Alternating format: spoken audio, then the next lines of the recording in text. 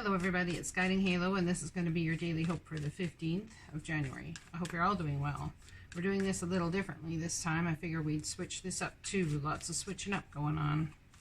When I focus on my inner light, I see the world through the lens of love. So focusing on what is your inner light? Let's ask that question. What is your inner light in the first place? What's it mean to you?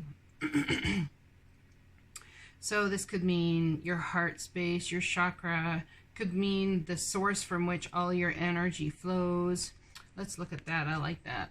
So when you focus on the source within you, in which all energy flows that came to you, that, you know, is the energy of your being, the essence of your being and who you are, I see the world through the lens of love. Now, it's about understanding that there's love for yourself and there is love for others, but the divine love that is love, look at that, I shuffled the cards and the same thing came out. So this is about what it is your true beliefs are, your spiritual beliefs, what you feel your spiritual destiny is. What is spirit within you? Let's ask that question. What is spirit within you, the Hierophant? What is it that is committed to you even when you're not committed to yourself? When I focus on my inner light, let's look at that as your inner light. I see the world through the lens of love.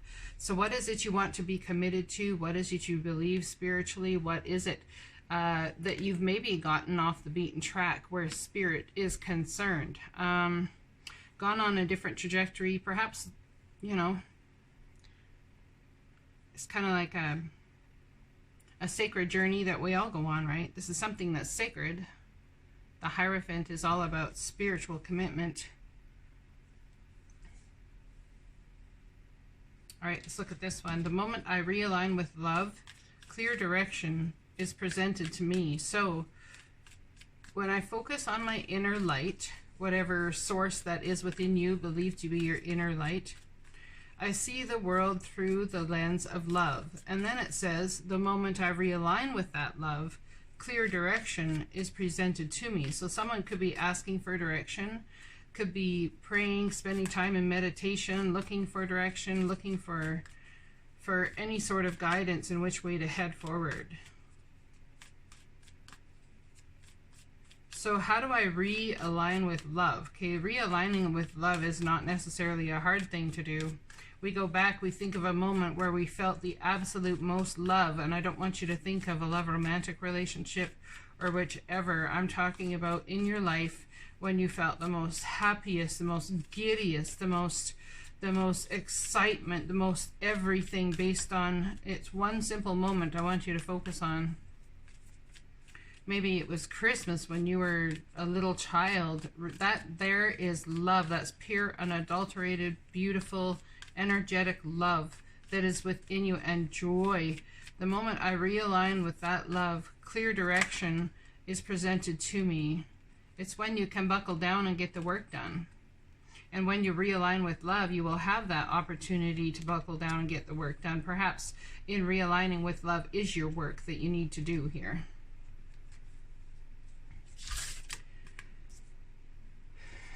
Your heart is an instrument made of extremely subtle energy that few people come to appreciate. But in truth, you are not your heart.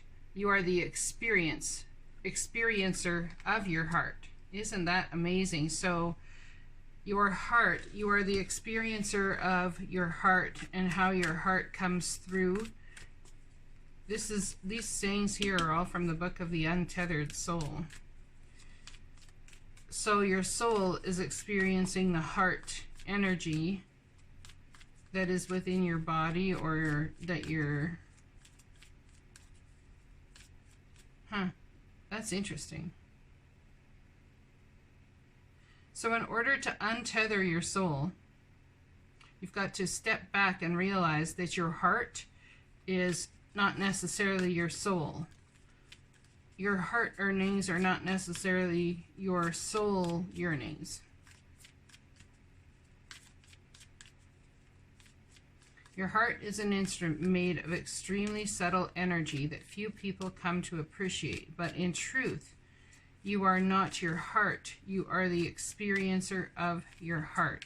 So what is your heart feeling What is your heart, what is your heart translating love to be in the first place?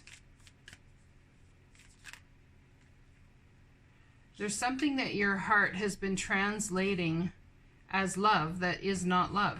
We have the end of a cycle, start of a brand new one. So someone's coming into a new alignment with their soul and realizing that the stories you have been through in the past, your heart has come to realize what you thought love was is not love. True healing occurs when I give myself permission to feel whatever feelings live below the triggers.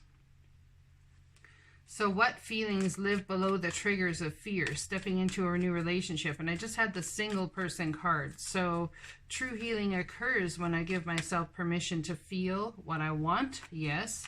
10 of Cups, happy husband, happy life, happy family, happy wife. If that's what you're after and you want love in your life, perhaps it's more of a scenario of love of self. There's love of self coming through. New contracts, new ideas, new visions, new creative endeavors. True healing occurs and you can start the new when you give yourself permission to feel whatever feelings live below the triggers. So what triggers you? What triggers you? The first feeling you feel, well, that's not cool, that's not fun, that's not fair.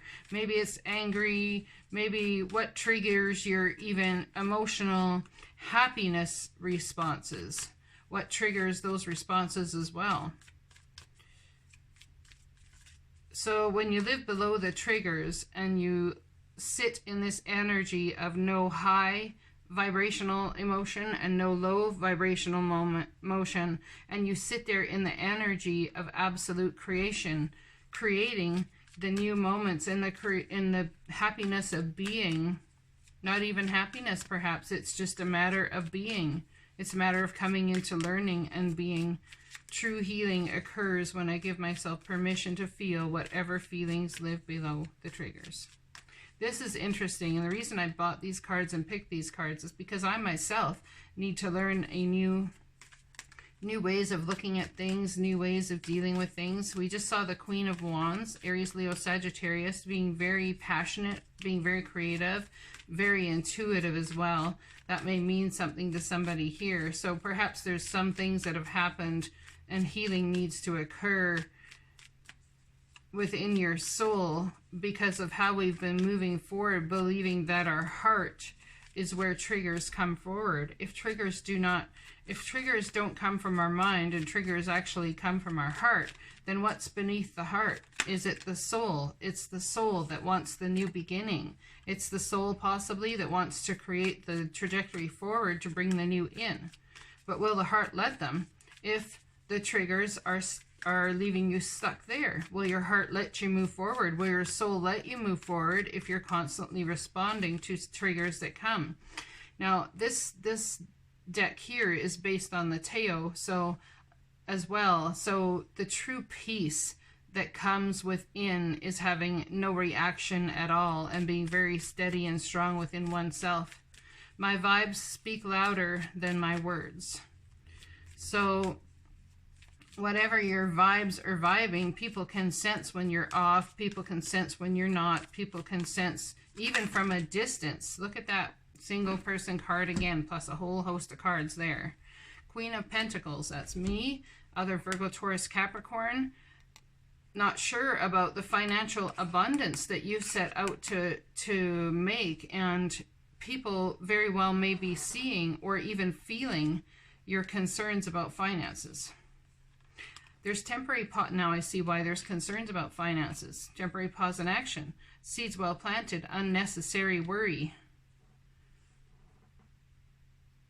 So something that is a concern about finances here has a deeper seated trigger for you, and it has to do on the love front. Now when we receive an opportunity from the divine or from source or from whichever energy you believe it to be, when we receive that new start, it's about, and we say no to that new start, we say no to that beautiful opportunity that your soul could take, may even want you to take, but you say no due to old triggers.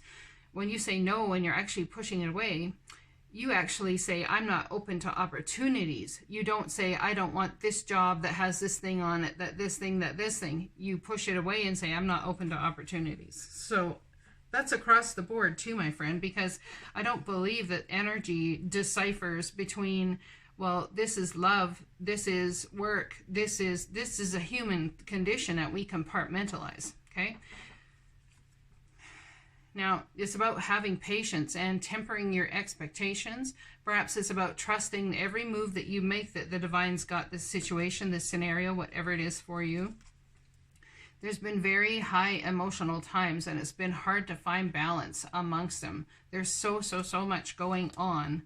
And how are we even able to learn about anything deeper when we're in high emotional times, trying to find balance between our finances, between things in the world? Where does it all cross? It all stems in the heart chakra area here. So we're using finances possibly to somehow protect ourselves in love, or maybe we're using truth as well. I had this conversation with a gentleman last night about protecting ourselves in love and saying, well, it doesn't matter because I spoke my truth. Well, actually, maybe it does matter if you're using your truth to push love away from yourself, even jobs away from yourself. It doesn't matter. I spoke my truth, so I'm happy with that. Well, that's cool. You spoke your truth and you're happy with that, but do you speak your truth to push away love? I know for myself, a lot of times in a love situation, like once I've got nothing left to lose is when all the verbal diarrhea of truth comes out. Do you speak that truth all the time? Are you that way with every little thing? Are you that way with the very beginning of love as well? Or do you hold that back for later as you're chopping out the crap mechanism to actually protect yourself? So, same thing with money. Are you using money and trying to find balance with money so you don't have to focus on the emotional times, the emotions where you're all up and down about? That's interesting. I don't know. I'll have to rewatch this video and see what's coming through, what the understanding is. Interruption. I have the Six of Swords moving away from rough waters to calm waters. So in order to move away from the rough waters to calm waters, and we've done a whole circle here, a whole cycle, and all the way back here as to how we can move away from rough waters to calm waters, where we have carried something for a very long time in our understanding that may be a little on the offside. When I focus on my inner light, I see the world through the lens of love. So is it about seeing the world through the lens of love based on your spiritual beliefs, what you were raised to believe, or is it about seeing the world through the lens of love, through the all that is all? Could be God, could be spirit, whatever it is to you. Okay, but it's something you've been very tied to, something that has to do with you wanting to move away from a certain spiritual way of believing or doing something, or maybe not even moving away from, but leaving it, the issues you have with this, trying to find this balance and this understanding, leaving that behind. You want to find that understanding and move forward. And it's not about leaving your beliefs behind, your religion behind, your everything behind. It's like, well, wait a second, how can I combine them all? I'm going to take all the swords of knowledge I have up to this point, hop them all on my boat, move away from rough waters to calm waters. There's some sort of spiritual understanding coming in for someone that is really, really going to change the way you move forward. It's absolutely beautiful. Absolutely beautiful. How can you combine them all? How can you honor yourself, honor everybody else, and combine it all? Interesting. First, we've got to dig apart what it is that we're not combining, right? So this is for the 15th of January. I hope you all have a fantastic day, and I'll be talking to you again soon. Blessings.